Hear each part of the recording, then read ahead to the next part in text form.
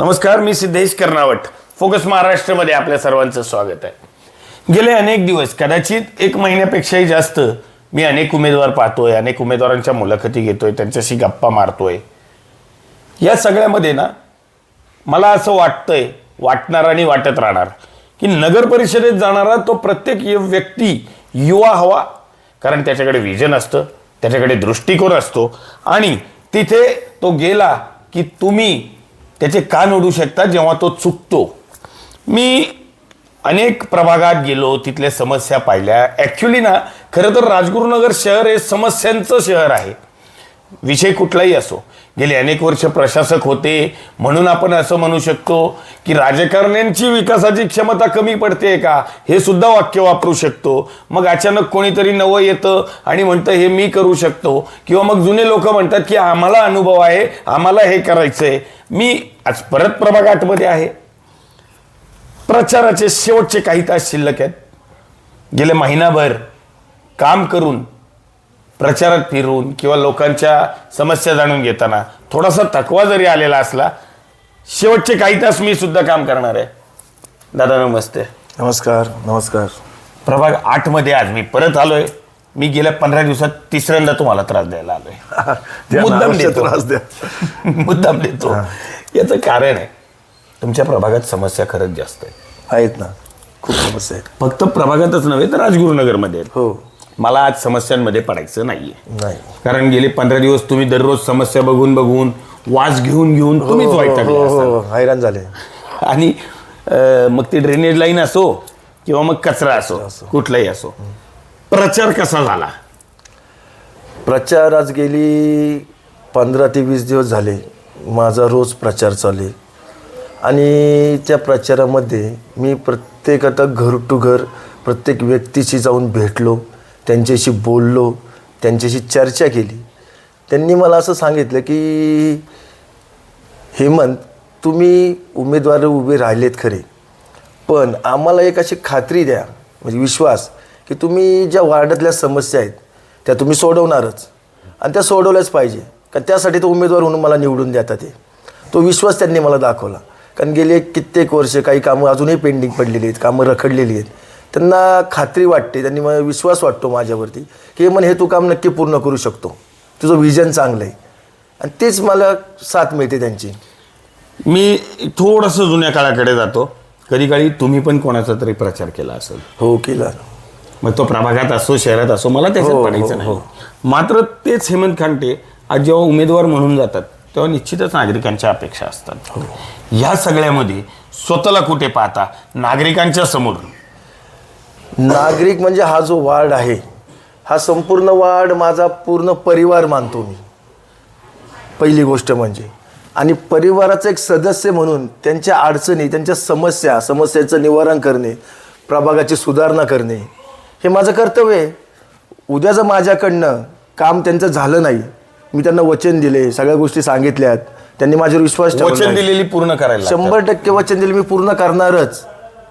आणि जर माझ्याकडनं काही काम झालं नाही किंवा माझ्याकडनं मी कुठं कमी पडलो, त्यांनी अवश्य मला माझं येऊन कान पकडावा. हा तुम्ही शब्द देताय? हो, शब्द देतो मी. ठीक आहे, हरकत नाही. मी त्याच्यातही तुम्हाला आज काही विचारणार नाही, तुमच्याकडनं शब्द मागणार नाही. जसं मी पहिल्या 2 मुलाखतींमध्ये मागितला की तुम्ही नागरिकांसाठी काय करणार, आज मी ते विचारणार नाही.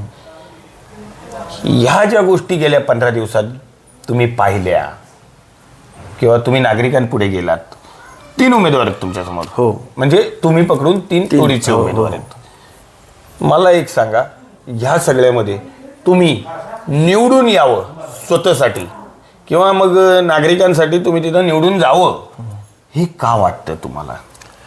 कारण याच्यामध्ये असं आहे की नागरिकांना, सर्व आमच्या प्रभागातील सर्व जनतेला, त्यांना एक नवा चेहरा हवा आहे. आणि तो नवा चेहरा मी त्यांना दिला आहे. मी आज राष्ट्रवादी पक्षातर्फे जरी उमेदवारी अर्ज जरी भरलेला असेल किंवा राष्ट्रवादीचा मी कार्यकर्ता आहे, उमेदवार आहे नगरसेवक पदासाठी, परंतु त्यांनी जो माझ्यावर विश्वास ठेवलेला, त्या विश्वासाला मी कधी ताडा जाऊन देणार नाही. आणि त्यांना जो नवा चेहरा पाहिला आहे, तो नवा चेहरा त्यांनी माझ्याकडे बघितला आहे. माझं शिक्षण M.Com झालेलं आहे, त्या सगळ्या गोष्टी त्यांना माहिती आहेत. निश्चितच. एक मी याच्या आधीपासून सांगतोय की जर तिथे निवडून जायचंय तर एज्युकेटेड व्यक्ती हवी, कारण शिकलेल्या व्यक्तीकडे ना विजन असतं. आणि राजकारणात जेव्हा एक 45-50च्या पुढचा माणूस जेव्हा येतो ना, तेव्हा मला नाही वाटत की तो आजच्या युवकांनी एवढं जास्त काम करू शकतं.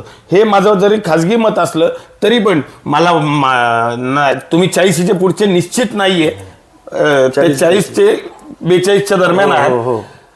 मला एवढंच सांगायचंय, या सगळ्यामध्ये प्रचार संपायला आलाय, काही तास बाकी आहे. तुम्ही निवडून येणार आहात असं तुम्हाला वाटतंय? हो. नागरिक तुमच्यावर विश्वास ठेवतील? नागरिकांच्या विश्वासावरतीच, त्यांच्या मतांवरतीच मी निवडून येणार आहे. याच्यानंतर परवा मतदानाचा दिवस आहे. हो. उद्या रात्री 10 पर्यंत मतदान चालेल. हो. अनेक ठिकाणी प्रलोभनं दाखवायची ते षडयंत्र चालूच असतात, ते चालू असतं. मला माहिती नाही की तुमच्या प्रभागातली काय परिस्थिती आहे त्या बाबतीत, मला त्याच्यावर बोलायचं नाही, मी त्याच्यावर चर्चा करणार नाही. मात्र आज तुम्ही नागरिकांना काय विनंती कराल कॅमेऱ्याच्या माध्यमातून? नागरिकांना मी एवढीच एक विनंती करतो, आपला वार्ड जो आहे प्रभाग 8, तो संपूर्णपणे सर्व सुशिक्षित मतदार आहे तिथले, कोणी अडाणी किंवा असे अशिक्षित नाही आहे. तर माझी एवढीच विनंती आहे, कुठल्या प्रलोभनाकडे, कुठल्या षडयंत्राकडे, ते कुठल्या आमिषाला बळी पडू नका. आपण एक सच्चा उमेदवार म्हणून, एक चांगला चेहरा, एक सुशिक्षित उमेदवार, जो अख्ख्या वार्डाला, संपूर्ण याला मी एक परिवार मानतो आणि परिवाराचं मी एक सदस्य असून प्रत्येक वाड्यातल्या नागरिकातलं काम म्हणजे माझ्या घरातलं काम, त्यांच्या अडचणी म्हणजे माझ्या अडचणी, हे समजून मी त्या निश्चित पूर्ण करणार, अडचणी दूर करणार, समस्या दूर करणार. फक्त त्यांना एक विनंती माझी की येत्या 2 तारखेला मतदानाच्या दिवशी घड्याळ या चिन्हावरती बटन दाबून, घड्याळ चिन्हाचं बटन दाबून घड्याळावरती शिक्का मारून मला प्रचंड मताने मतदान करा आणि तुमचे आशीर्वाद रूपी मतदान हेच माझ्या कामाचे येणार आहेत आणि मला नगरसेवक पदासाठी एक चांगली संधी द्या. हेमंत यांनी आज सुद्धा 2-3 मिनिटं वेळ काढला, 5 मिनिटं वेळ काढला, जरी त्यांचे काही मित्रपरिवार प्रचाराला जाण्यासाठी निघालेला आहे. या सगळ्यामध्ये 2 तारखेला नागरिक काय करतील हे मला माहिती नाही आहे. जनता जनार्दन आहे, जनता जनार्दनाला जे हवं ते जनता जनार्दन ठरवून करते. मात्र जर हेमंत तिथे गेले आणि जर नगरसेवक म्हणून निवडून आल्यानंतर त्यांनी तुमचे काम करायची इच्छा व्यक्त केली असेल, तर मला असं वाटतं की एक युवक, शिक्षित व्यक्ती म्हणून ज्यांच्याकडे दृष्टिकोन आहे, त्याच्यातील एक हेमंत आहे. आणि आपण जर त्यांना एक संधी दिली तर काहीच हरकत नाही आहे. कदाचित ती संधी हेमंत आपण सोनं कराल. संधीचं मी अवश्य सोनं करणार आणि माझा संपूर्ण प्रभागातील जनतेवरती, सर्व नागरिकांवरती पूर्ण विश्वास आहे आणि त्यांनी मला खात्री दिलेली की अवश्य तुम्ही नगरसेवक पदावरती विराजमान व्हावं आणि आपल्या प्रभागातील अडचणी, समस्या ज्या काय असतील, ड्रेनेज, पाणी, लाईट, पार्किंग वगैरे, कचरा बिचरा, ते सगळ्या समस्या मी निश्चितच दूर करणार. या सगळ्यामध्ये मी तुम्हाला एकच विनंती करतो, शेवट 3 दिवसाआधी जी तुम्ही मला कचरा दाखवला होता, हो, तुम्ही निवडून या नका येऊ, तो विषय लांबचा आहे. मात्र तो कचरा तिथला मोकळा करा आणि तिथे कचरा दाखवू. कारण तिथे जनता राहते, नागरिक राहतात. कॅमेरामन सचिन भंडारीसह सिद्धेश कर्नावट, फोकस महाराष्ट्र, राजगुरुनगर.